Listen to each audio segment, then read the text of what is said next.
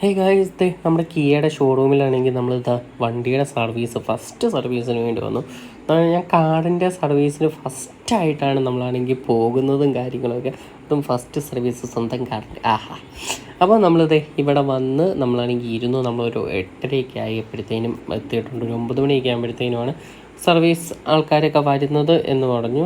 അപ്പം നമ്മളാണെങ്കിൽ ഇവിടെ വെയിറ്റ് ചെയ്ത് കുറച്ച് നേരം വെയിറ്റും കാര്യങ്ങളൊക്കെ ചെയ്തിട്ട് നമ്മളാണെങ്കിൽ വിളിക്കും. നമ്മളാണെങ്കിൽ പേര് പറഞ്ഞ് വിളിക്കാൻ നേരമാണെങ്കിൽ അവരുടെ കൂടെ പോയിട്ട് കംപ്ലയിൻറ്റ് വല്ലതും ഉണ്ടെങ്കിൽ കംപ്ലയിൻറ്റ് പറഞ്ഞാൽ മതി എന്ന് പറഞ്ഞു.